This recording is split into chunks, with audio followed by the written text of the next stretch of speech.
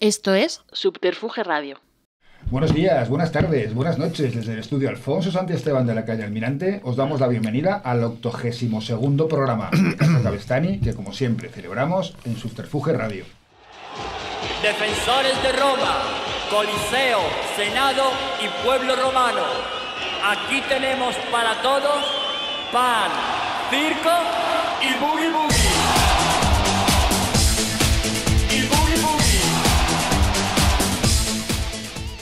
Bien, bienvenidos a esta 82ª mesa de Casa Cabestany. Antes de nada, pues comentaros que como siempre tenemos a Paula a los controles. Daros las gracias a todos los que visteis el programa anterior, el 81, que se llamaba 10.000 pasos, donde estuvieron Juan Cabestany y Adriana Herreros, que nos estuvieron presentando respectivamente Madrid Exterior, que es una película que debéis ir a ver, y si ya no está en las salas, iros a las plataformas, y leeros el libro de Andar por Andar de Adriana, que además eran dos temas que cuajaron bien y muchos nos lo habéis comentado. Aunque lo estáis escuchando y solo tengáis un día para prepararos, mañana viernes 17 hacemos un programa en vivo en el Palacio de la Prensa de Madrid, donde contaremos con David Summers, con su hijo Dani y con Quique. Tanto Dani como Quique pues son los miembros de un grupo de rock que se llama A la Par, y bueno, pues David Summers, ya sabéis quién es el David Summers, sin más. Entonces, David Summers. Y hace de David Summers. Si llegáis, si oís el programa y os da tiempo, estáis invitados. Ahora os presentaré a los invitados, pero hemos tenido un programa un poquito complicado con la comida, porque uno de nuestros invitados, cuando contacté con él... Soy muy asqueroso. Gracias a Silvia Superstar, lo quiero decir, me contestó que con la comida poca broma y que eras incluso pionero. Entonces a mí eso de pionero me dejó un poco descolocado. Pero luego a través de distintos mensajes ya hemos... Pionero, algunos dirían que soy pionero. Ese fue el mensaje. Inventé comer. Se me ocurrió a mí. La gente no sabía muy bien qué hacer con una serie de viandas. No todos los héroes llevan capa. Claro, así es. Dije yo, ¿qué tal si nos lo metemos en la boca? No, y tú tienes tus propias reglas porque tú sabes cómo se debe hacer, por de verdad. Supuesto. Pero la cosa... Llevo muchos años ya en el negocio. Pero la cosa se ha deteriorado y ya cada uno come como le da la gana. La historia es que en la mesa tenemos una tortilla de ajos. Qué rico. No de ajetes, sino de ajos. A ver qué tarde pasamos luego. Un platito con nuestros habituales torrendos y chorizo, también a petición de uno de nuestros invitados. Sí. Luego tenemos pollo a la naranja y de postre pues unos pastelitos, y estamos bebiendo un vino moscato, que la verdad es que está muy rico. Podría ser un poquito más frío, pero está guay. Ya sin más, vamos a presentar a los invitados. A un extremo de la mesa pues tenemos a Carlos Areces. ¿Qué tal? Bienvenido. Muchísimas gracias por estar aquí. El pionero. De los pioneros, que serías tú y alguien más. Bueno, sería el pionero. Eso no es... Sería un arte. Peter Sellers, creo que también empezó comiendo. Sí. Churchill. Madrid, 1976. Michael Jackson padre. Michael Jackson el padre, claro. Sí.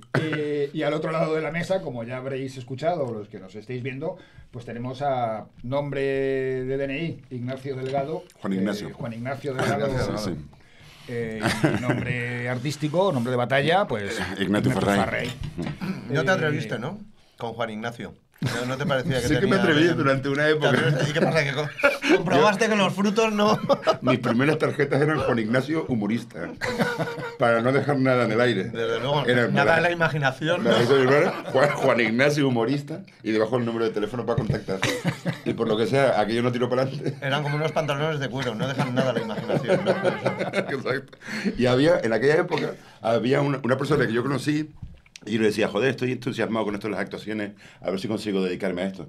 Y yo en aquella época tenía una Dilo. Tenía una manía que era, decía cualquier parida y a continuación decía, ok. Igual que ahora digo, all right, sí. Esa es otra evolución. Empecé con ok y ahora digo all right. Y había uno que dice, hostia, ya sé tu nombre artístico. Dice, tú tienes que llamar Juan OK. Y todavía Todavía hay Juan y medio, ¿no? Que puedes llevar ahí... A mí me gusta pensar que Juan OK existe en algún sitio. Todavía piensas, ¿qué hubiera sido de mí Claro. si fuera Juan OK? Si Juanito hubiera OK, cogido ¿no? ese camino, ¿dónde estaría? Juanito OK. Bueno, y ya por cerrar la presentación, Jordi LP y Juanito OK en... ¿no? al igual que agradecemos a Silvia Superstar que nos hiciera de mediadora con Carlos. Ella estuvo hace poquito en el programa 77. Y Javier Lucini, del capo Claro. de Dirty Works. Somos colegas de del la trío- época de la universidad. El trío canario que estáis aquí, Servando Rocha, Javier El y trío tú, canario. pues ha hecho el que... Y con Lucchini montamos el dúo Chinichitá. Sí, en me su tengo- época. Hablando de Rochas Canarios, no lo sabía. De La Palma. Sí. Y tú de Tenerife, y yo creo que... La madre de Javier también. es de Tenerife también.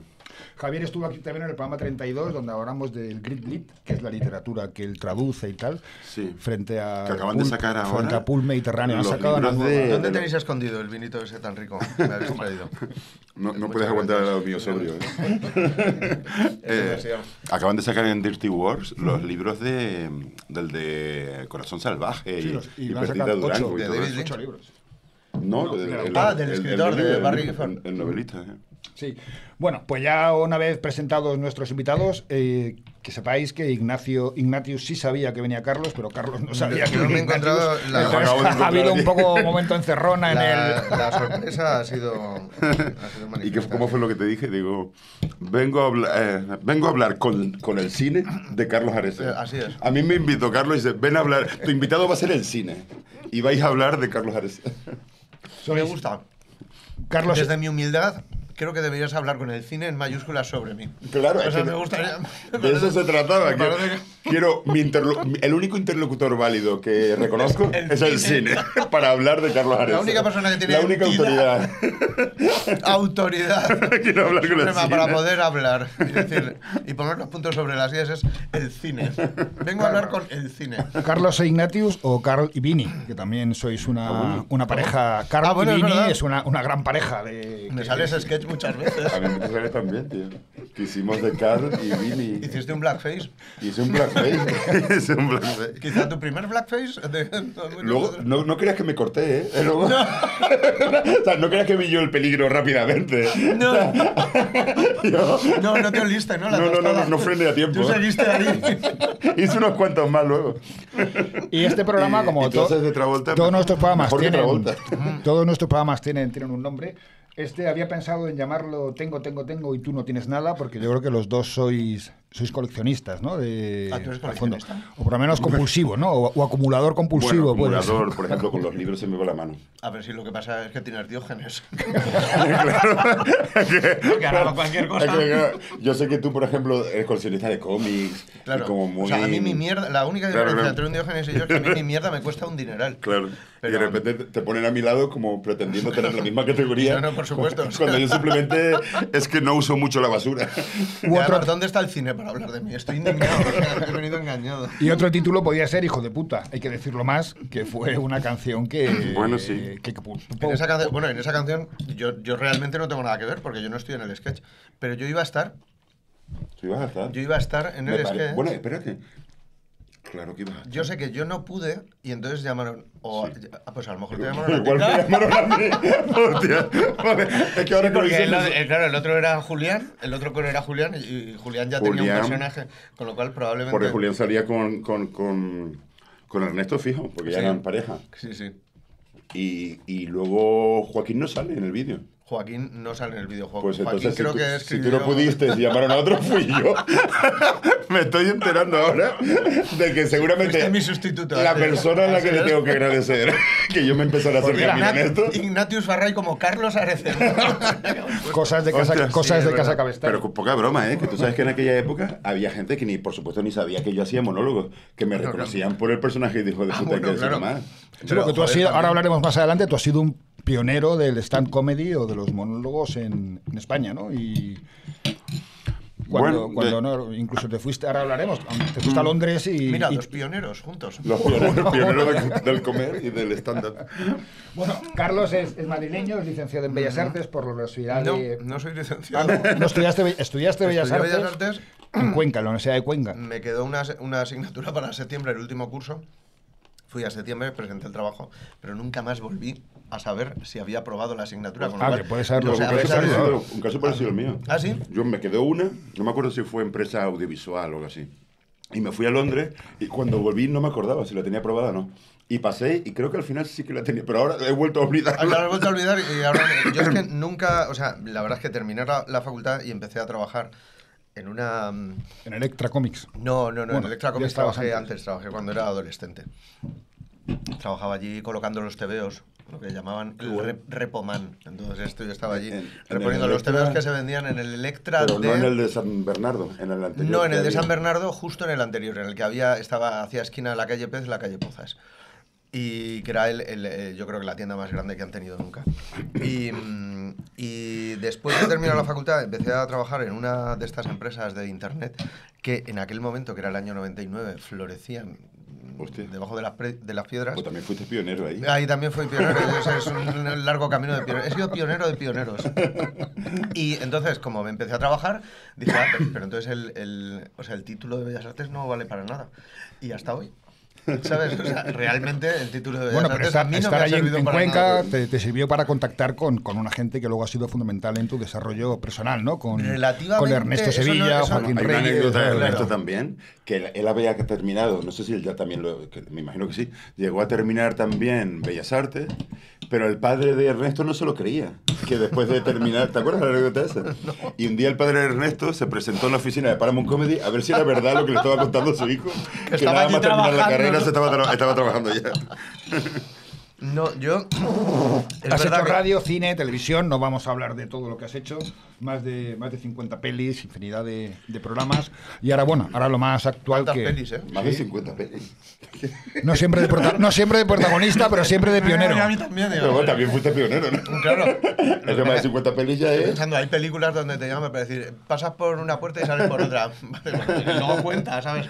Bueno, y más, luego está Jenny sobre MDB. todo también te defines como dibujante de cómics. Bueno, me definía. La verdad es que hace que no cojo un lápiz muchísimo tiempo, pero ¿Hace yo tiempo estuve que no dibujando dibujas? muchísimo.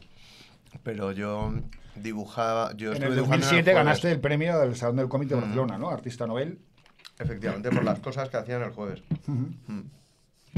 Y desde entonces, pues prácticamente ya poco más. Y ahora tienes, lo más reciente que tienes en cartel es Muertos SL, que se estrenó la segunda temporada hace unas semanas. La tercera temporada. La tercera, la segunda. Bueno, yo me he visto todo, pensaba que era la segunda. No, es que la primera y la segunda ya estaban rodadas, venían de Movistar, las compró Netflix, entonces Netflix un mes y pico o 2 meses después de estrenar, o sea, de poner la primera y segunda temporada, que ya venían rebotadas de Movistar, estrenó la tercera.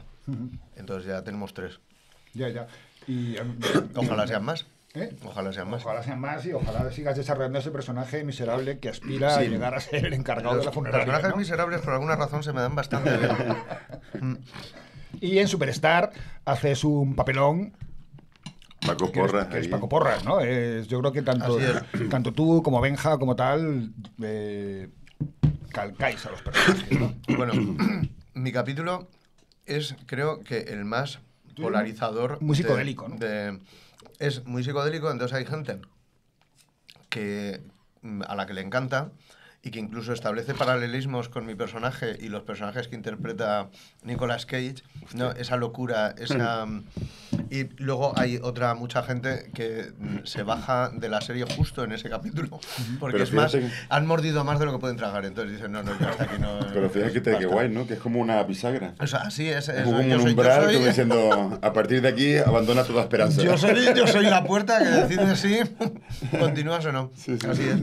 Entonces, es una pena para la gente que viene después, en los capítulos posteriores, como Pepón y tal. ¿Sabes? Que no A lo llega. mejor hay gente que no les da oportunidad de ver los siguientes capítulos solo porque se Porque ha tú quedado ya has puesto el listón. porque ha decidido que esa es la piedra a partir de la cual ya no sigue traspasando. Yo lo de Peter Sellers de antes lo dije en serio, ¿eh? No sabía, Empezó comiendo. no sabía que te hacen comparaciones con Nicolas Cage, pero de verdad, tío. Eso lo he leído una vez. Ah, vale. No se ha convertido en un... No es así, ¿no? Pero lo de... No es un clamor. Bueno, Ignatius, Lo de Peter Sellers, de verdad, eres tío. licenciado Me en, parece- licenciado en imagen y sonido por la Universidad. ¿Estás licenciado? En Pues imagen sí. y Con esa sonido. asignatura que Dependiendo no de esa que sabía está si ahí estaba en el aire. aprobada o no. Bueno, con Luchini, que estudiamos lo mismo. Y pero- creasteis el dúo Chinechita, ¿no? O- Ah. ¿Y qué hacíais? Pues éramos como un dúo, activista. Por eso le hicisteis una cosa, ¿no? Ay, que solo hicimos una cosa. Invitar a Fernando Trueba a hablar de Annie Hall. Ese fue nuestro... Pero... No me parece, o sea, me pareció No está mal. que dejasteis ahí un... ¿No? Que una charla guapa. Una pica. Nos gustaba mucho Fellini y por eso lo del dúo Cinecittà. Estábamos obsesionados con la última película de Fellini, la de La voz de la luna. Yo tengo una teoría y es que las mejores la he visto, películas... pero- Él las dice mejores que el películas de los obsesionado eras tú, directores- ¿eh? Un poco los dos, ¿eh? Porque los dos llegamos a planear viajar a París porque sabíamos que en París la habían estrenado. Y llegamos a planear un viaje a París nada más que para O sea, verla. no es una película maldita, es una película que Yo tengo la opinión de que las mejores películas de directores son sus últimas películas. Me Justo parece... al contrario que Tarantino. que ya sabes que él anunció hace tiempo que iba a hacer solo 10 porque dice, yo es que mayor no quiero hacer películas porque las peores películas de cada director son siempre las últimas. ¿Qué te Hostia, parece? pues claramente opino lo contrario. De Kurosawa me parece su mejor película Matadayo. De Fellini, La voz de la luna. La última de Bergman, ahora no me acuerdo cuál es, pero seguro que cuadra también. Seguro que me gusta mucho también. Y bueno, Ignatius, pues eso, a ver, aparte de ser monologuista o de stand comedy, actor, tienes tus libros, meditaciones, tipo Marco Aurelio, ¿no? Libros que están muy de moda ahora. Marco Aurelio está muy de moda ahora con todos los coaches de Instagram y los Me timadores jode, de fíjate tú la Instagram. tragedia que hay ahí detrás. De repente, el neoliberalismo se apropia de Marco Aurelio. O sea, el sistema, para que seamos nuestros propios tiranos, te engaña diciéndote que esa filosofía es para tú estar más a punto, ¿no? Ser una mejor versión de ti mismo, como se dice, ¿no? Cuando en realidad lo perverso que hay detrás de todo eso es ser alguien que rinda más. Que rinda más para que rente, ¿no? Claro, al Y final- fíjate tú la perversión del tema. Entonces da mucha rabia que el estoicismo se haya puesto de moda. Vive como un mendigo y baila como un rey, o el bicho que me devora a mí mismo. Que se Vive devora a como sí mismo, ¿no? el bicho que se devora a sí mismo, que iba a ser en portugués el título. O bicho que se devora a sí mismo. Que era como lo decíamos en la vida moderna. Y la gente del planeta dice, ¿cómo le vamos a poner esto? Esto va a ser un lío. La gente no va a saber cómo encontrarlo en librerías. Dice, no, puedes hacer la concesión de ponerlo en español, en castellano. Digo, vale, venga. Los editores siempre pensando en lo mismo. Y llega no el en la jefe- rentabilidad, En no perder ganar dinero. ¿no? Pues los jefes de los editores le Qué presentan asco. el libro al director, al jefazo del planeta, y el jefazo del planeta lo primero que ve cuando lo pienso que dice cuando venda dice, pero no está en portugués. como si, pero esto no era o bicho. ¡Pam! O sea, el boomerang de la De repente ironía. ese hombre Le golpeó en la cara. Ese hombre era como un caballo de Troya dentro de... Pero al final no se tituló en portugués. No, al final está en español. O sea que el jefe no era tan jefe. No podía tanto, ¿no? Aquello ya era una bola de nieve que no había quien lo parara. Pero escucha, esto me interesa. ¿Tú eres estoico? Yo soy epicuro, más bien. Pero fíjate, yo lo tenía mal atravesado eso. Yo tenía rabia epicuro porque yo estoy muy en contra de, por ejemplo, Carpe Diem. La frase Carpe Diem, la gente que tanto se acuerda de Carpe Diem es como, venga, disfruta a tope, Por el venga, Club tal. de los Poetas Muertos. O por el Club del Poeta Muerto y tal. Y el otro día me enteré que Carpe Diem, la traducción exacta no es esa. Ah, no La es- traducción exacta no se traduce disfruta el día, es cosecha el día. Carpe Diem es cosecha el día. Entonces, me pareció un cambio de perspectiva interesante. Entonces yo, el epicurismo, el hedonismo, todo eso decía como diciendo, ya, qué cosa más frívola. Y ahora ha pasado el tiempo y sinceramente pienso que si tú no sientes placer al hacer algo, no puedes hacer el bien. Deja de hacerlo. Deja de hacerlo. Claro. O sea, cuando tú puedes hacer el bien, cuando tú éticamente eres impecable, es porque tú tienes un goce, aunque sea siniestro, pero tú tienes un placer. Y ese placer es el que te mueve. Es la ley del Con deseo. lo cual, bien, claro. Es la ley del deseo. Pero deseamos lo que somos capaces de experimentar placer al hacerlo. Yo es que una vez leí en un libro sobre el estoicismo que decía, si tu problema tiene solución, ¿por qué te preocupas? Y si no tiene solución, ¿por qué te preocupas?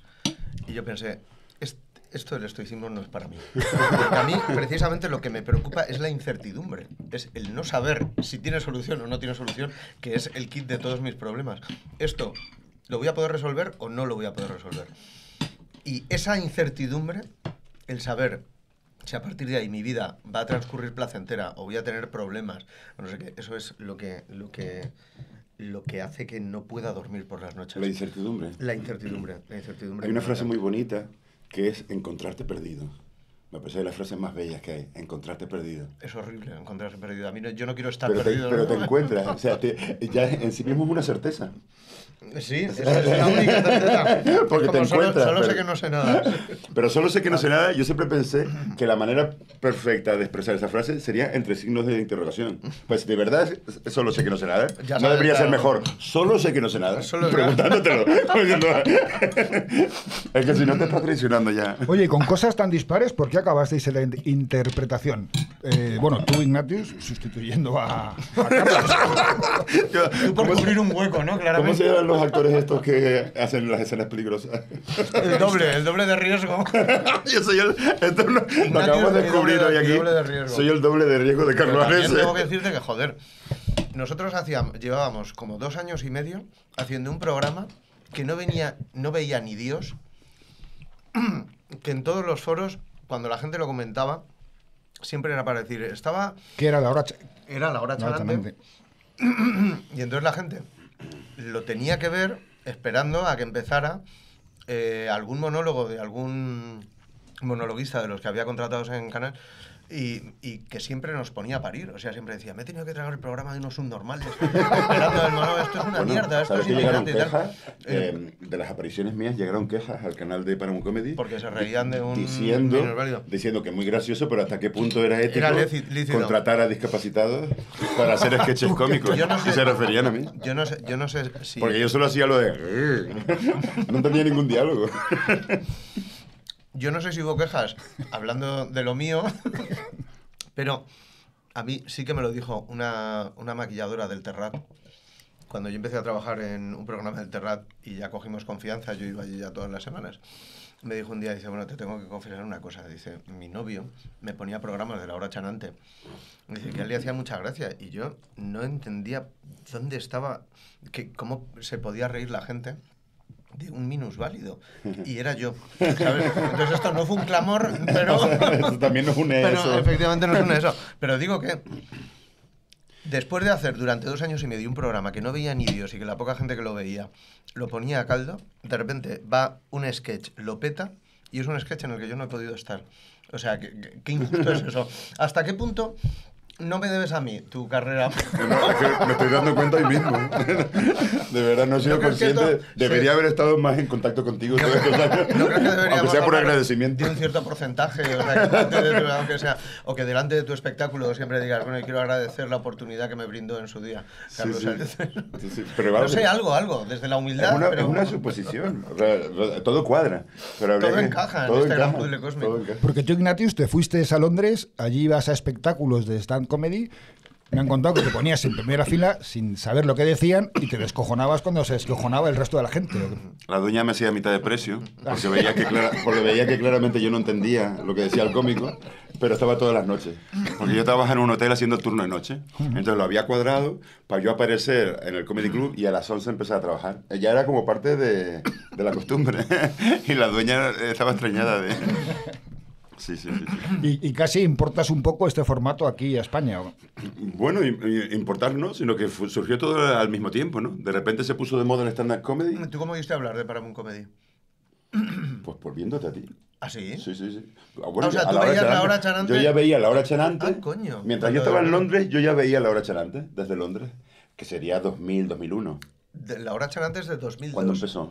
No, de antes, ¿eh? No, La Hora Chanante es de 2002. Creo que es de febrero de 2002. Lo que pasa es que ya de antes Había sketches. habíamos hecho alguna serie de sketches. O sea, Vale. en el 2002 es cuando se emite el primer programa de La Hora Chanante. Pero ¿Seguro? Sí. sí, pero Ernesto, Joaquín y yo ya estábamos allí de antes participando en programas de sketches que había anteriormente. Había uno que se llamaba, que era una especie de parodia de Telecomprin, que era una parodia de los Teletienda, Ok. que dirigía Carlos Clavijo. Y ahí salíamos todos haciendo sketches. Me parece que ahí también ha aparecido H por primera vez. O sea, en aquel momento en Paramount Comedy estábamos gente que luego ha sido muy conocida por televisión y tal, como Ángel Martín, Eva H. Yo llegaba, mejor con el guionista, primero que me por supuesto. entrevisté fue con Ricardo Castella. Ricardo Castella, que Estaba también. al frente de la gente que venía, Efectivamente. como que empezaba. Pero tú ya actuabas él- por libre en garitos, ¿no? él y Por Ángel ejemplo, en el Martín. del bajista de Rosendo, en la Flor del Boulevard, que era un bar de rockeros. Hostia, No es te, verdad. no te metías Hostia, ahí a es actuar verdad. entre La rockeros. Flor del Boulevard, tío. No me A ver acordaba. qué pasaba por ahí. Es verdad, actué alguna noche por ahí. Bueno, nos buscábamos la vida ahí como pudiéramos. Pero quiero decir, por un lado, fíjate, cómo las puertas en determinados momentos están muy abiertas. Por ejemplo, la hora chenante, lo que tú dices, de repente se permitió eso, o eso se dio. O sea, eso sucedió. 2 años sin nadie ver Eso el te iba a programa, decir, una o puta sea, locura allí. Lo alucinante es que se pudo mantener durante 2 años y medio sin dar audiencia. Porque en aquel momento, en Paramount Comedy, valoraban tener producción propia, aunque no hubiera audiencia. Entonces, la poca audiencia que tenían las daban las series de televisión, las reposiciones de Compañeros, alguna serie americana de los 70 y sobre todo el stand-up comedy, que era algo como pionero en España y tal, y eso les daba audiencia. Pero claro Entonces que- se podían permitir tener la hora chanante absurda allí, que no había nadie. Pero incluso los nuevos cómicos era una cosa tampoco sin sentido, porque, bueno, en el sentido de que se estaba poniendo muy de moda, y es una historia que todavía está por contar, creo, porque de repente, de la noche a la mañana, no había bar de España, de algún pueblo de España incluso, Que no tuvieron que monólogos. no tuviera un concurso de monólogos, o, ¿sabes? Era una fiebre. Y de repente, las puertas estaban muy abiertas, y yo, al poco de volver de Londres, yo ya había grabado con Paramount Comedy, y ya, básicamente, había un montón de bares donde podías actuar y ganarte la vida, y empezar a mantenerte. Y de repente, ahí empezamos todos, en esa época. Y fíjate tú... Me han contado que hasta tenías una disciplina que si alguna actuación creías que no te había salido bien, Yo te devuelvo, volvías a tu casa, devuelto dinero. te levantabas de la cama y volvías al bar Sí, y porque devolvías el dinero que te me habían acuerdo- dado me diciendo acuerdo esto con no lo bodegas- he- con bodegas lo máximo en Lavapiés. Lo que me sorprende es que lo hicieras, o sea, que primero te dieras el tiempo de reflexión de ir a tu casa y meterte en la cama. claro, No era más porque yo- fácil allí en el momento. No, porque yo salía en shock. Yo salía como bajo los efectos todavía de que no sabía ni bien ni lo que había pasado. Y de los nervios que yo cogía. O sea, los gritos sordos, tú sabías que es Hombre, un tic que yo tengo desde los 12 años. No tenía ni Es idea. un tic nervioso. Pero ¿cómo puede ser algo Yo tan con, mítico? de que con haya- esa edad se me desencajaba la mandíbula. La profesora de clase me echaba porque pensaba que le estaba vacilando. Y por nervios yo era... Y en las actuaciones había momentos que no podía volver a cerrar la boca. Y luego poco a poco la mandíbula me ha ido cediendo. Y por los nervios en las actuaciones... Has De tenido puro que adaptarte nervio. como la boa constrictor, ¿no? Claro. Y yo salía en shock de las actuaciones. Y luego a lo mejor ya se me bajaban las revoluciones y yo decía... No estaba a la altura. Y volvía a devolver el dinero. No, madre mía, qué honestidad. Me pregunto si Pero a lo que te voy... estos compañeros tuyos hizo lo mismo. ¿Vosotros habéis A lo que- sufrido el síndrome del impostor que está tan de moda o que ha estado tan de moda? O decir, joder, ¿por qué me está pasando todo esto si yo creo que lo que hago no lo vale? O... Yo creo que uno siempre debería hacer lo que no sabe hacer. Yo estoy a favor del síndrome del impostor. Yo creo que cuando uno hace lo que sabe hacer, ahí ya está muerta la cosa. Intenta hacer lo que no sabes hacer. Voy a pilotar un avión, Es mi a ver si único- me dejan es coger mi un único avión luego. consejo. Pero fíjate lo que me se estaba ocurriendo, que además lo quería hablar contigo. A propósito de, fíjate, surge la hora chanante, surgen nuevos cómicos, gente que no nos conoce nadie, y de repente, como si fuéramos pequeños mamíferos, a la sombra de los grandes reptiles, que Sí. podrían ser programas como Club de la Comedia y tal, que es un programa que coge la tradición del stand-up, pero ya cristalizada en figuras como Seinfeld. O sea, empieza el Club de la Comedia Pero ya el Club de la vendiendo Comedia humor observacional. Fue posterior, de hecho, a Paramount Comedy, ¿no? Bueno, al mismo tiempo, más o menos. Pero digamos que fue lo que hizo popular al género. Y por ahí, claro, como eran rostros ya conocidos, ¿no? Enrique San Francisco, o actrices, o actores. Sí, había mucho Amparo actor. Baró. Había mucho actor que no se dedicaba a la comedia exclusivamente. Siempre chirriaba un poco porque, claro, yo identificaba perfectamente quién había escrito sus propios textos ¿Y a quién se lo habían escrito? y a quién le habían dado un texto de algo que se podían repartir entre cualquiera de los invitados que iba. Y eso, o sea, esa diferencia a mí me resultaba Se muy nota, ¿no? llamativa, sí. Fíjate tú, ¿no? Porque tenemos que agradecer que fuera una especie de programa como un rompehielos pone de moda el stand-up comedy, pero al mismo tiempo se puede decir que era bastardear el stand-up comedy, en el sentido de que no era stand-up comedy genuino, no, ni siquiera como tú dices eran actores, eran cómicos, sino eran actores, no se escribían sus textos, pero sí que sirvió para popularizar eso de una manera, aquello se propagó como la pólvora. Sí, y detrás de eso entramos como los pequeños mamíferos, pero lo que te diría es, los fenómenos, el stand-up comedy se pone de moda como eso, y entonces la gente entendemos que stand-up comedy es eso, ese humor observacional de no te has fijado en que no sé qué, no sé cuánto. Que es ¿Se han dado ustedes cuenta? Que eso me parece de puta madre. Y lo hace Seinfeld, en Estados Unidos. Y Seinfeld es la culminación. Todo lo digo esto a propósito de la dinámica que hay entre mainstream y alternativo, por decirlo de alguna forma. El stand-up comedy siempre nace en los años 70, en los años 80, en Estados Unidos, en el Reino Unido, de la manera más alternativa y contracultural incluso. Y luego poco a poco va desembocando. Cómicos que empezaron muy tirados en los años 70, de repente se hacen estrellas de cine como Eddie Murphy, Steve Martin. Y esa corriente de stand-up comedy de repente desemboca en una figura como Seinfeld, que es alguien ya que es capaz de empaquetar eso y venderlo como algo familiar, como un producto de prime time, que fue lo que era el Club de la Comedia. A lo que voy. ¿No te parece reveladora el paralelismo entre la carrera de los cineastas de los 70 y los cómicos de los 70? Quiero decir, para mí Seinfeld es el Steven Spielberg de la comedia. Es el que hace en los años 70 llegar al gran público. En los años 70 se hace un cine de puta madre. Hoy tienes agua, si ¿no? quieres. La conversación de Coppola. Prefiero vino, gracias. Taxi Driver. Y todo eso desemboca en Tiburón. Y de repente Spielberg, que era uno de ellos, consigue empaquetarlo como un blockbuster. Y pienso que lo mismo fue lo que hizo Seinfeld. Lo digo porque siempre hay que romper la norma, pero en cuanto rompes la norma, tú ya te conviertes en norma. No sé si... Sí, claro, evidentemente. ¿No? Hay repetición y diferencia. En un momento tú eres la diferencia, pero a fuerza de esa diferencia prosperar, ya es costumbre. Tú ya eres la repetición. Sí, ya eres dinosaurio. Ya eres dinosaurio.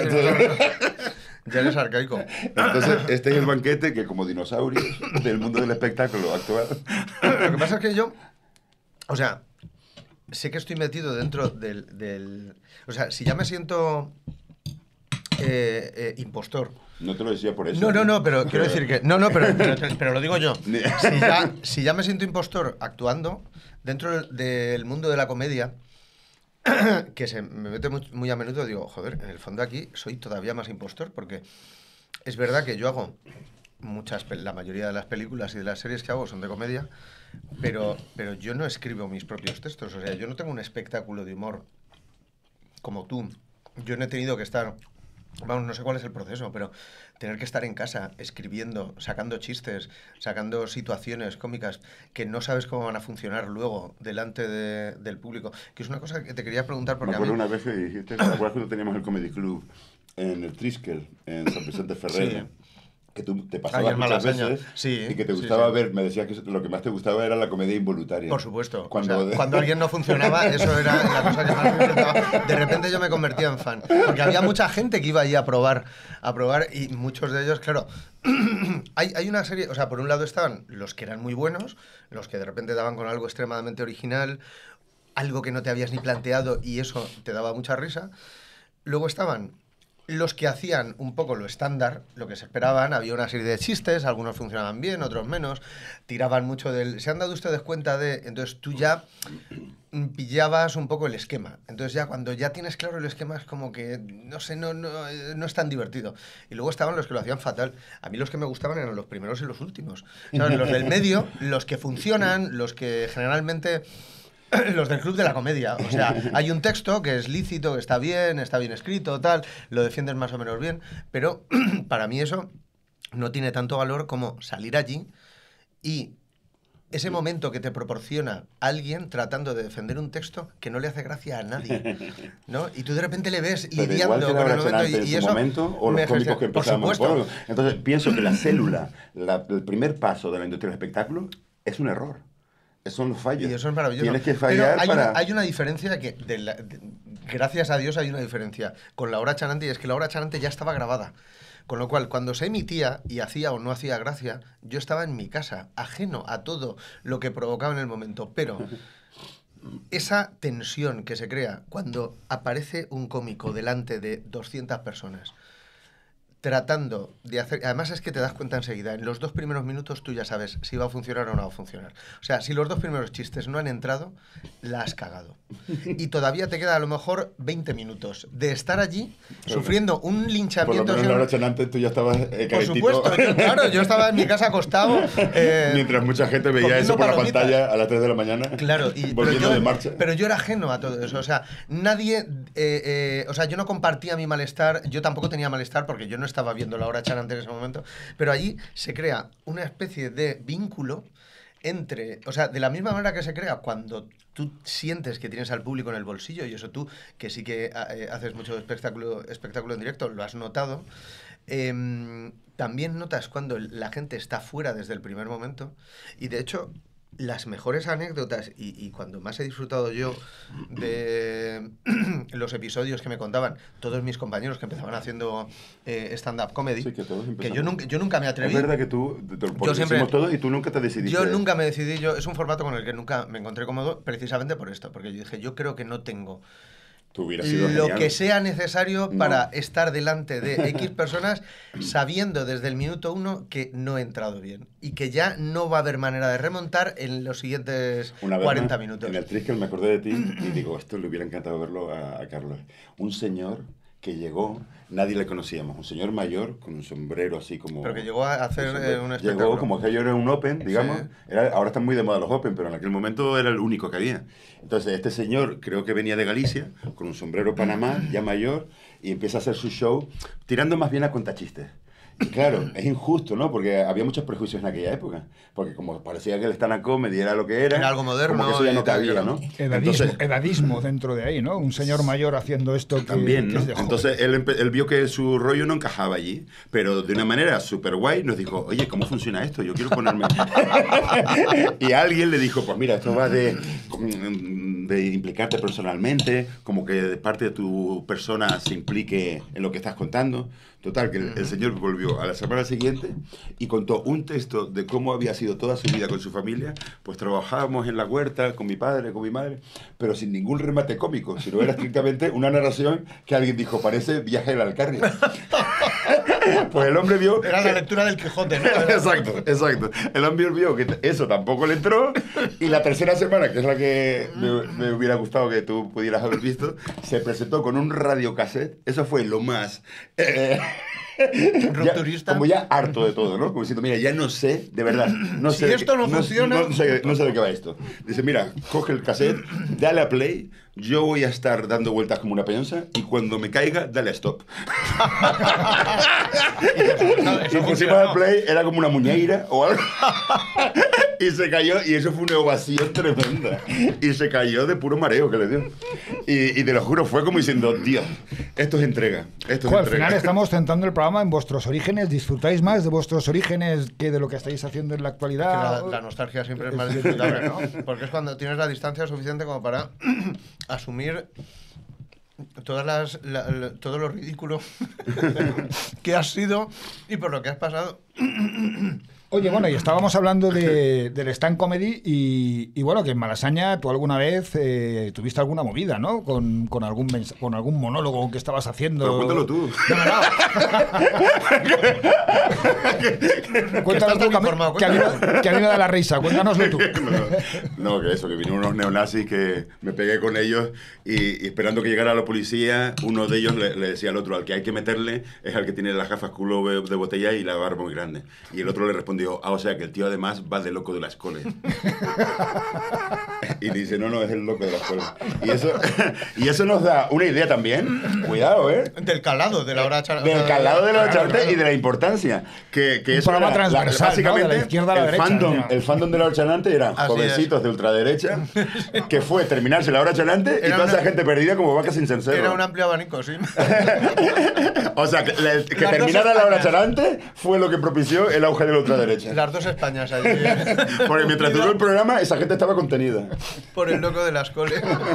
Pero es que justo hoy me ha salido un vídeo en Instagram en el que rememoran los comienzos de un programa de chistes que se llamaba Genio y Figura, que es donde apareció Chiquito por primera vez. Y justo decían que el productor o el director o quien fuera a ser descubrió a Chiquito contando chistes en un local, en un bar, que estaba como calentando al público antes de no sé qué. Era Summers, creo, un hermano de Manuel Summers. Creo que sí, creo que era Guillermo Summers. Y entonces le metió dentro del cast para el programa. Pero que los productores o la cadena dijeron, es que este señor es muy mayor, porque tenía 62 años ya. Claro, o sea, Chiquito cuando eclosiona, cuando llega a nuestra vida, tiene una vida anterior. ¿Cuánto tenía? 62. Ya, sí. Cuando empezó. Y entonces dicen que un perfil muy mayor y que tal. Y por lo visto, el hermano de Summers se planta y dice, no, es que si no está Chiquito no hay programa. Entonces meten a Chiquito y cortea revolución absoluta. O sea, yo creo que Chiquito es la mayor revolución que hemos vivido en el humor en los últimos años. O sea, pero además a todos los niveles. O sea, Chiquito sí que une a las dos Españas, porque no, o sea, te podía hacer más gracia o menos gracia, pero no había, desde luego no había ningún tipo de ideología que pudieras decir, no, es que los fans de Chiquito cojean de este pie. No, para nada. O sea, y aún la gente no sigue... había muchísimas gracias. No había ningún sesgo ideológico. Porque, y aún seguimos diciendo Harold. Porque no había ni palabras para explicarlo. Para describirlo. Porque el lenguaje se nos terminaba ahí. El otro día... Quizá Finstro, como mucho. Eran sus palabras. El lenguaje que manejamos, sesgado ideológicamente o culturalmente, no nos servía para describir lo que veíamos. Entonces era imposible apropiárselo ni de un bando ni de otro, por decirlo así. El otro día lo flipé viendo lo que es una gráfica de un agujero negro. No sabía que la parte que está en medio de todo el agujero se llama singularidad. Es un término técnico de la física. Yo lo flipé porque digo, hostia, esto no es un término serio, ¿no? Pues se llama singularidad, singularity, en el sentido de que se admite que ahí las leyes y el modelo que manejamos no nos sirve para explicar lo que sucede dentro a nivel espacio-tiempo o lo que sea. Entonces se le llama singularidad como es que es una cosa que se parece a sí misma y solo a sí misma. Y no es... No tiene referente fuera de sí misma. Y Chiquito era una singularidad máxima. ¿Sabes? Entonces eso es como un hecho... De hecho, yo recuerdo que en el programa de Pepe Navarro... De hecho, la comedia es como buscar la singularidad. En el Mississippi tenían un sketch que a mí me hacía mucha gracia, que era no imite usted a Chiquito de la Calzada. Entonces iban concursantes, tenían que aguantar 5 minutos sin imitar a Chiquito de la Calzada. Entonces empezaban a contar los segundos y al final decían, no puedo. Oye, y por intentar ya el tema de... ¿Te parece que has conducido bien, no? Ha ido justo por donde tú querías, ¿no? Porque tu expresión ahora era por terminar este plan que tenía. No, por rematar, por ponerle la guinda. Como hemos visto que ya hemos terminado el primer plato, postre. Si queréis hacemos una pequeña pausa, pasamos al postre y seguimos seguimos con el programa, ¿vale? Pues nada, ahora nos vemos.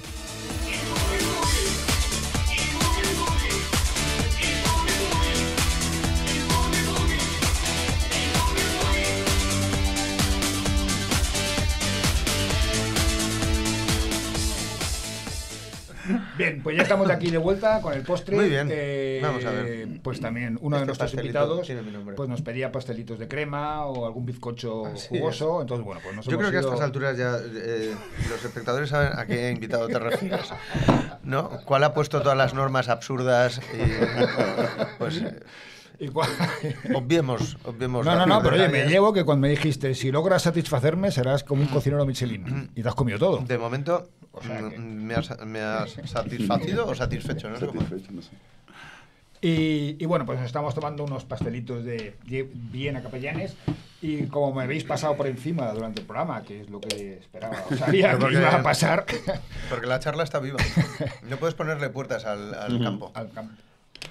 Hay veces que la bala te busca y hay veces que tú buscas a la bala, ¿no? Si fuéramos un rancho. Hay veces que la bala te busca y otras que tú buscas a la bala. Pues esto ha pasado. El título del programa que os había comentado de Tengo y tú no tienes nada, vosotros sois coleccionistas. Es verdad. Qué valor el tuyo de querer retomar. No sueltas tu presa, ¿eh? Estabas mordiendo ahí todo el rato. Tengo las uñas de los pies. O sea que- Estabas esperando tu comeback. Qué O sea, qué perseverancia. La venganza se sirve fría. Y mira, ahora en el último giro, ¿Quién marca los tiempos aquí? cuando nadie se lo esperaba. No, pero sí me gustaría que nuestra audiencia conociera, en vuestros casos, tú, Carlos, publicas tu libro, Postmortem, Sí. y tienes una gran colección de fotos de gente fallecida, Es de decir, muertos. Es una gran colección de gente muerta. Tengo unos cuantos. Todos los que me han traído hasta aquí, básicamente. Pero sí, yo descubrí la fotografía post-mortem viendo los otros, esa es la verdad. Yo hasta entonces no sabía que era una práctica tan habitual. Habitual, Y- pero aún hoy en día. Hoy en día todavía se hace fotografía post-mortem, si bien no es tan... O sea, Pero la hay un pueblo fotografía- de Almería donde sacan a la gente, o hasta hace poco les sacaban. En Almería, no, pues y los, eso no y lo los sé. ponían de pie y les Sí hacían que fotos, sé que hay en algunos países africanos, en Puerto Rico y en algunos sitios latinoamericanos, hay unos funerales muy particulares donde cogen al muerto y en vez de tenerle tumbado en el ataúd y tal, lo que hacen es ponerle una ropa con la que él se sintiera cómodo, que a lo mejor es un chándal, y le ponen practicando, o sea, como si fuera un diorama del Museo de Cera. Montando en Le moto, ponen- a lo mejor. El Le cabrón, ponen- ¿eh? sí, montando en moto o tomándose unas cervezas o tal. Entonces, claro, es algo que para la sensibilidad actual occidental nuestra es rarísimo. Pero... y la fotografía post-mortem actualmente ya no tiene tanta... ya no es tan habitual, pero a mediados del siglo XIX, claro, tenía sentido. Y la historia es que la mayoría de la gente que moría, como la fotografía era una cosa tan cara y tan poco habitual, la mayoría de la gente que se moría no había tenido una foto en vida. Entonces la única oportunidad que tenías para tener un retrato suyo era muerto. Sobre todo en el caso de los niños, que nadie esperaba que murieran y tal. Se aprovechaba ese momento. O sea que al final eran como actos de amor. Pero bueno, hoy en día... Yo que sé, también es muy habitual cuando hay, ¿sabes?, dejar el ataúd abierto y algunos tipos de funerales y tal, eso sigue siendo... ¿Y dónde encuentras esos productos? Bueno, ahora con internet es muchísimo más fácil, porque antes tenías que ir por ferias, por mercadillos, por rastros, preguntando, perdone, ¿tiene usted fotos y tal?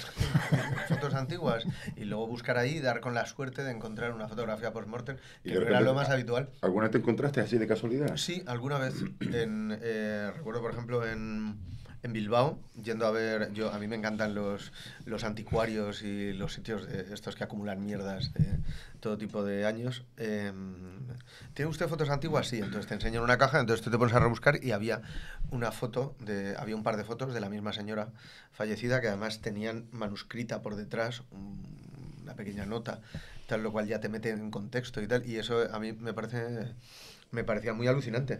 Y como siempre que hablo del libro, que por cierto yo creo que en cuanto a edición es el mejor libro de fotografía post-mortem ¿Cómo se titula? que se ha hecho nunca. Post-mortem. Post-mortem, descatalogado, ¿no? Colectio Carlos Ah, Areces. ¿estás descatalogado? Es imposible ahora mismo de encontrar, a no ser que lo compres de segunda mano en Wallapop, que me parece que hay un par de ellos a la venta a partir de 1.000 euros, me parece. Bueno, Vale. y es la selección que tú hiciste. Bueno, era prácticamente mi colección completa, que por aquel entonces era de unas 150 fotos, pero con un texto de Virginia de la Cruz Lichet, que es la única persona que conocemos en Europa, al menos, que tuviera una tesis sobre fotografía post-mortem.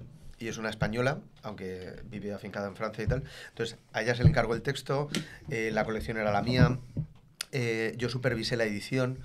Las fotografías de la época, muchas de ellas tienen un sello alucinante del fotógrafo por detrás, entonces hay reproducidas muchas de las partes traseras de las fotos también. O sea, el libro es impecable, además está forrado en terciopelo, viene dentro de una caja con una ventana donde se ve parte de la portada. O sea, francamente está muy bien. Lo único que es que el editor decidió dejar de pagarnos a todos los implicados y desaparecer del mapa, debiéndonos todo el dinero ¿En serio? que nos debía. Sí. Hostia. Sí, entonces era una edición que originalmente estaba pensada para ser de 1839, que era la fecha oficial de nacimiento de la fotografía, y entonces era un homenaje. Pero lo cierto es que cuando llegó a en torno a 1.000 unidades, el editor también dejó de pagar a la fabricante y la fabricante dijo, pues si no me pagas no hago más.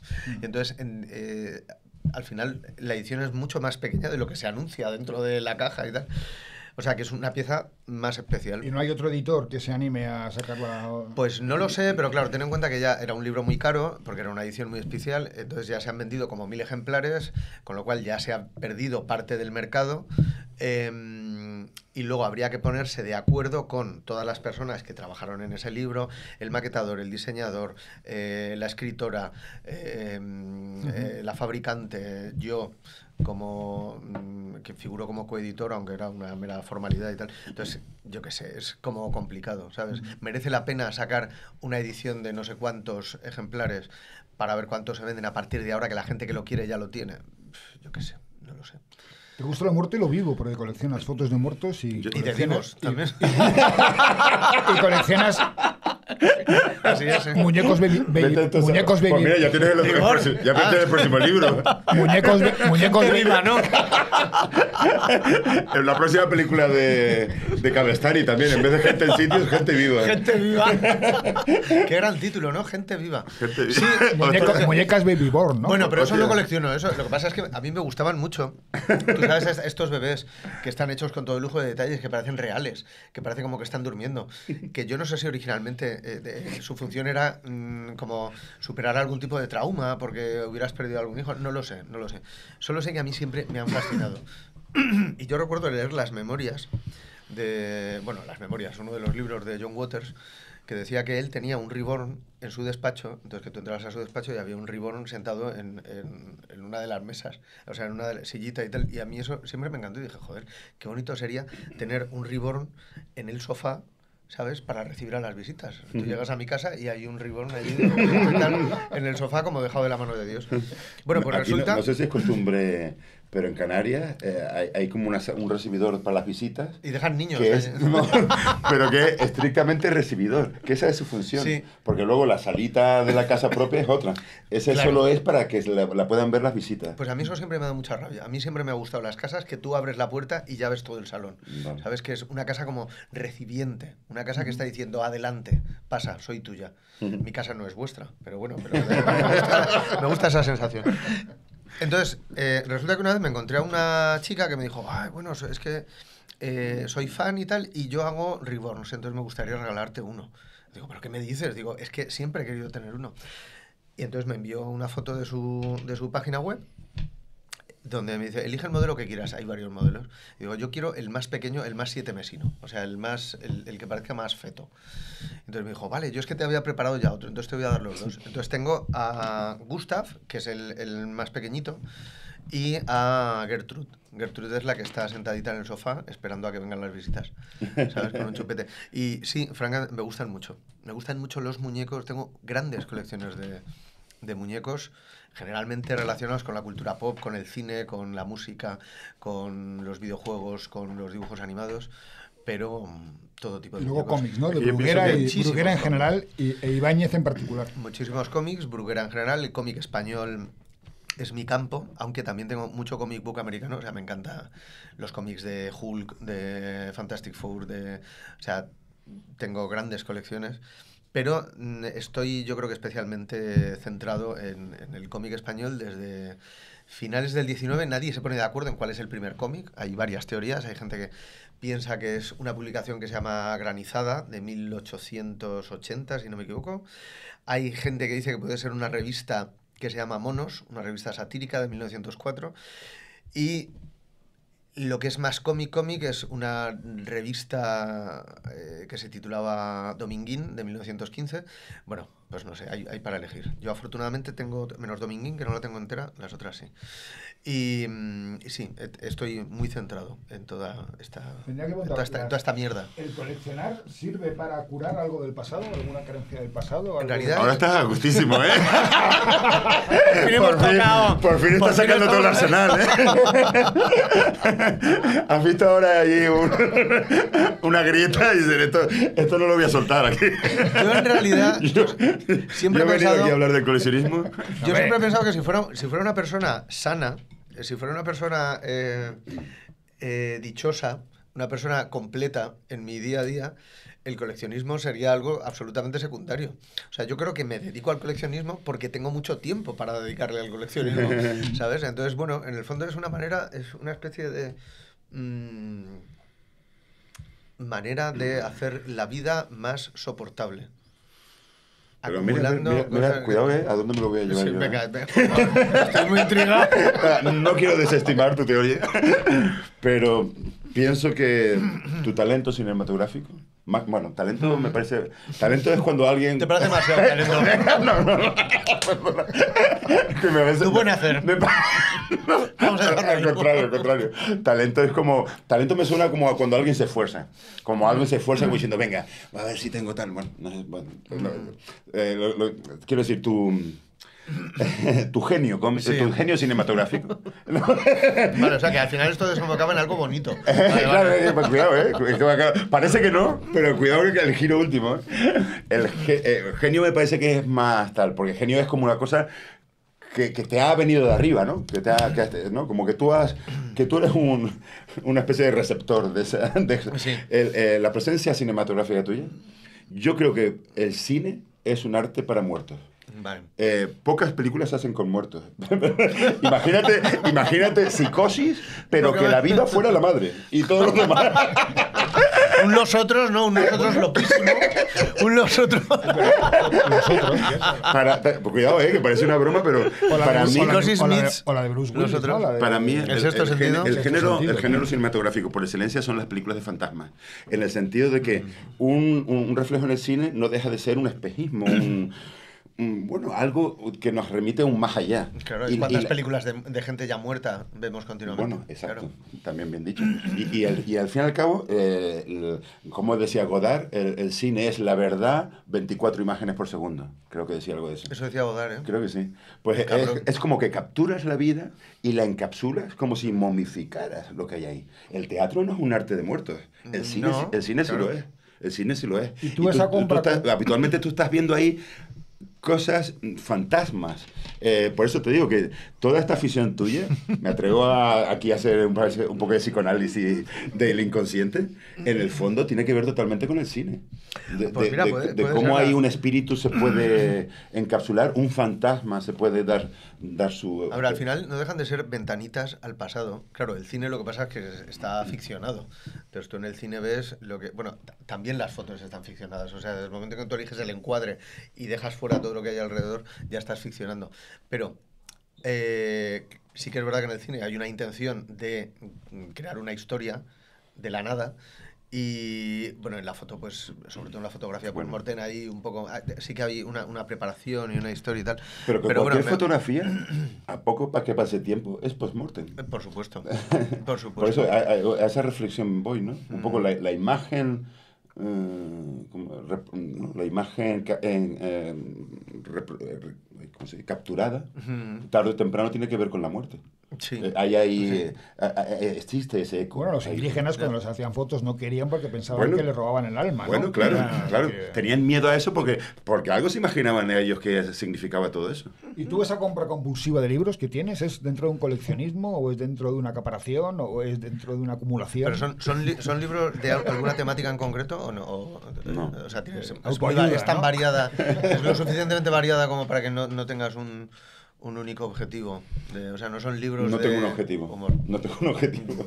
No tengo un método.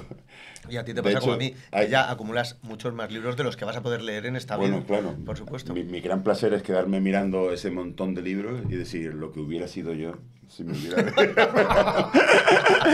Igual sería Juan O'Kay. Juan O'Kay se hubiera leído todos. Muchas veces, el rollo es que los tengo desordenados. Entonces muchas veces...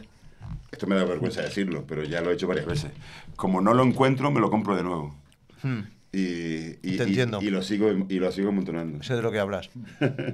Oye, pues se nos ha ido volando el tiempo. Ya está. Carlos, Y al final ha dado tiempo para todo. ¿habéis estado a gusto?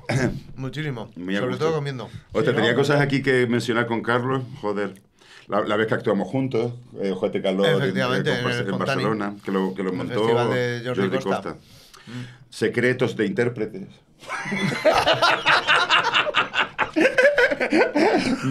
se va para una serie casi, ¿no? Mi teoría es que Al Pacino en algún momento dado se especializó en peinarse mal.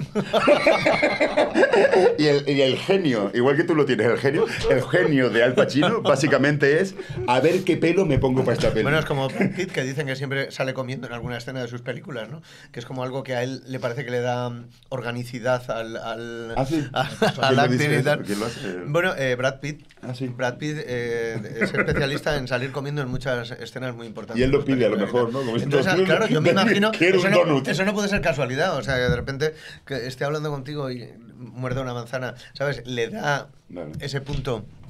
Sí, sí. Truquitos. Mi truco es ir con una mochila. Mi teoría es que si siempre llevas una mochila Pero una mochila metafórica. Una mochila una literal. No una mochila de sueños. No. Una mochila literal. Te quita mucha presión de encima, Sí. porque si tú te pones una mochila, vayas donde vayas, siempre tienes la sensación de que estás de paso. O sea, que tú no ibas a eso. Y si sale mal, tú siempre puedes decir, no, es que yo iba a otra cosa. Entonces, igual que... Yo pasaba por aquí. Claro. Igual que Brad Pitt come una manzana, Tú llevas una mochila. Yo llevo una mochila. Haga el papel que haga. Yo no sé cuál sería mi truco. Pero ¿Tienes algún truco así de...? no lo sé, que yo caiga... Yo procuro leer lo que me dan escrito. ¿Cuál es tu actor favorito? Es que mi teoría... Sí. Vuelvo a sacarte el tema. Mi teoría es que tu actor favorito es Peter Sellers. Es que, porque tú me recuerdas a él. Yo he nombrado... pero no sé si es tu favorito. O sea, lo que pasa es que, claro... A mí Peter Sellers me encanta y durante mucho tiempo he dicho que probablemente era uno de mis actores favoritos. O sea, películas como Teléfono Rojo, 3 papeles, no pueden ser más diferentes. O sea, lo que pasa es que, yo qué sé, al final... El Teléfono Rojo iba a ser incluso un del cuarto, Cowboy. efectivamente. Del Cowboy que iba se a hacer tiró un en cuarto y no lo encontró, no supo encontrar ese personaje y decidió bajarse del carro. Pero... durante muchos años hubiera dicho que Peter Sellers, y probablemente podría decirlo ahora perfectamente, porque es un tío que me parece que sabía darle a los personajes una magia que parecía que conseguía sin esfuerzo, ¿sabes? Que es para mí lo más llamativo. Bueno, voy a cometer un crimen, ¿vale? O sea, voy a atreverme a criticar a Joaquín Phoenix, ¿vale? Pero yo qué sé, o sea, cada uno la película tiene... que hizo sobre Peter Sellers, Jeffrey Rush. Sí. ¿Te gusta? Sí. Toma. Bueno, la película regular. La película no es regular, pero creo sí. que Jeffrey Rush Ese, lo él está clava. muy bien, sí, él está muy bien. Pero yo con la película tengo mis más y mis menos. Pero que lo que os iba a decir es que, por ejemplo, Joaquín Phoenix, que es un actor que gusta mucho, o sea, ya estoy viendo el titular. Carlos Areces critica a Joaquín Phoenix. Bueno, yo tengo mis actores favoritos y otros no tantos. Entonces, Joaquín Phoenix está entre los que no tanto. ¿Por qué? Porque yo siempre veo el esfuerzo. Sí. A ver, al final, cuando te gusta un actor o no te gusta, luego puedo filosofar sobre por qué. Pero, sinceramente, creo que es una cuestión de piel. O sea, hay actores que son considerados malos por los grandes críticos que a mí me encantan y viceversa. O sea, hay actores que son considerados buenísimos y alucinante que a mí me dejan fríos. Un paréntesis Sí. rápido. Si la película Eyes Wide Shut de Stanley Kubrick, en vez Sí. de Tom Cruise, la hubiera hecho José Luis López Vázquez, Por ejemplo, peliculón. José Luis López Vázquez, que tuvo oportunidad de actuar en Estados Unidos y nunca quiso. O sea, porque se encontraba fuera de su elemento. Claro, Pero claro. sí, se lo ofrecieron grandes directores. Pues no sé, entonces, a mí me pasa algo con Joaquín Phoenix y yo cuando le veo, veo que cada músculo de su cuerpo está buscando el reconocimiento del siguiente festival de Sundance, ¿sabes? O sea, le veo pidiendo a gritos el premio de actor principal, y a mí eso me provoca una ansiedad que hace que no disfrute. ¿Sabes? Vale, o sea, vale. no, veo unas costuras que yo creo que no debería haber. Y que en actores considerados infinitamente peores les veo pasar por las películas como quien está en su casa. Por ejemplo, uno de mis favoritos es Forrest Whitaker. ¿El boxeador? Bueno, el negro. El negro. El negro del ojo pipa. El negro ojo pipa, sí. ¿Sabes que yo tengo una foto con Forrest Whitaker? ¿En serio? Sí, cabrón. Otro libro. Es así, otro libro. Fotos con Es Forrest que- Whitaker. Esto nos daría para otro por programa absurdo que- porque este tenemos que ir. Por absurdo que tenemos parezca, ir. una vez fui a Los Ángeles con Alex de la Iglesia y con Carolina Van, nos alojábamos en un hotel, en el Four Seasons, que era un hotel de superestrellas y tal, Y resulta que allí estaba, entre otros, Forrest Whitaker. pasada. Forrest Whitaker, y claro, cuando coincidimos con él en la entrada, corría a hacerme una foto con él, igual que corría a hacerme una foto con Mickey Rourke, que también estaba allí al Vale, lado. me parece súper actor. Pues Y entonces tú contrapones, digamos, el trabajo de Joaquín Phoenix con el de Peter Sellers en este sentido, Por ejemplo, porque Peter sí. Sellers no te da la Claro, lo que pasa sensación de que- que se esforzara. Pero Peter Sellers sí que es un actor muy reconocido. O sea, Peter Sellers Ya. no vale, es un poco hacer trampa. Vale, vale. Pero, por ejemplo, actores como...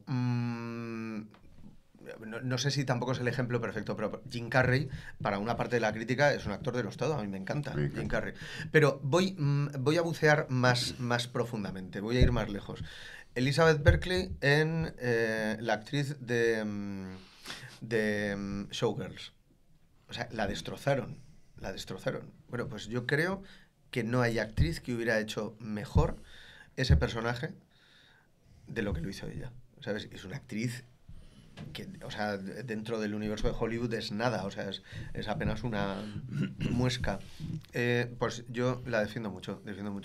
Pero fíjate tú, lo que decíamos antes de talento y genio, la diferencia, y muchas veces se tiende a pensar que son sinónimos palabras como esforzarse o entregarse, como diciendo, ese atleta se esforzó al máximo, o ese atleta se entregó al máximo. Y yo creo que son muy distintas en el fondo, porque cuando te esfuerzas, es como cuando tú tienes un patrón que seguir, y tú dices, bueno, si subo todos estos peldaños, como el estoicismo, ¿no? Como si sigo todos estos pasos, voy a conseguir el éxito personal, voy a conseguir el premio de Sundance, como tú dices, de Joaquín Phoenix. En cambio, es entregarse, es, mira, me doy aquí y lo que sea. Hay algo de esto, ¿no? Y lo que sea. Y a lo mejor, Y lo que- a lo mejor esa es la diferencia entre esos dos tipos de actores que tú dices. No, Oye, y luego pues hay... ahora no, tenemos que Ya tenemos que dejarlo aquí. nos daría para Bueno, otro cortar programa. cuando queráis, pero yo voy a seguro, seguir otro día. hablando aquí con Ignatius, porque me lo estoy pasando muy Sí, bien. no, pues nada, tenemos que votar que si no Paula nos mata y vienen otros compañeros a grabar ahora. Pero bueno, Porque justo podemos hasta- seguir la charla o hacer otro programa otro día. Nos y han dejado con la continuarlo, palabra en la tío. boca. ¿Verdad? Joder, Nunca me había qué pasado manera esto. de quedarnos. Qué guay. ¿Habéis estado a gusto? Muy a gusto. Sí. Yo regular. Eso. Yo Bueno, yo porque podría decíamos haber estado antes, mejor, ¿no? Por fin, después de 25 años, me doy cuenta de que todo se lo debo a Carlos Areces por dejarme aquel papel. Así es. Me gusta de- que este sea el programa en el que por fin se hace justicia. Sacaremos un vídeo sobre eso. He vivido a la sombra de más de 2 años, como para que esto no Claro, saliera a la al no luz. aparecer tú en Hijo de Puta, hay que decirlo más, yo ocupé esa plaza. Y es la estela que Así es. he ido a rebufo de eso. Así es. Pues Carlos, Ignatius, Carlos, muchísimas gracias por haber venido. Nada, gracias a ti. Es uno de los posible. pocos programas donde me han puesto una botella de agua y no le han quitado la Es etiqueta. verdad, fíjate. Eso, eso me, es una cosa- eso me ha llamado mucho la eso- atención. eso Y hemos comido. Y hemos comido. comido. Sí, pero la comida no tenía marcas, pero el agua sí. Entonces una de dos. O os la suda o os patrocina Saintolín, que puede ser. Claro, igual nosotros estamos picando aquí como inocentes. La suda. Ahora No, lo no. entiendo todo. Bueno, pues muchas gracias por venir, muchas gracias a todos vosotros, espero que hayáis disfrutado y os hayáis reído de este programa como lo hemos hecho nosotros. Creo que se merece una segunda parte dentro de un tiempo y bueno, pues nos vemos en el próximo programa. All Chao. right.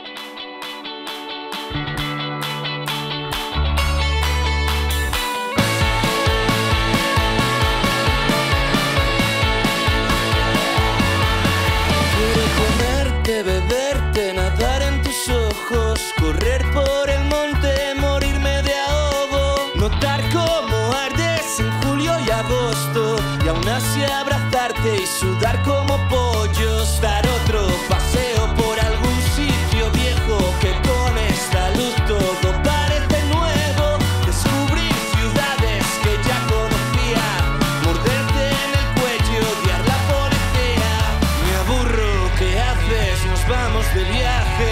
Escucha este grupo que me ha hecho acordarme de cuando bajaste sin conocernos a ese garito de Galileo.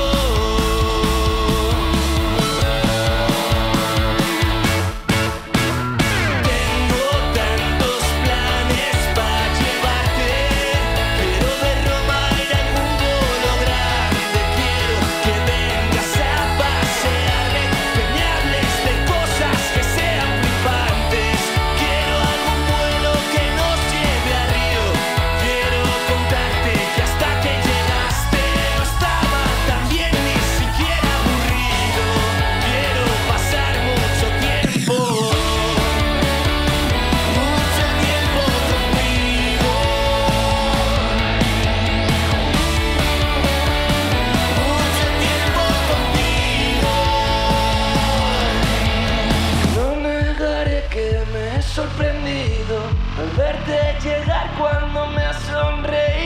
¿Qué coño es el miedo? Eso no va conmigo.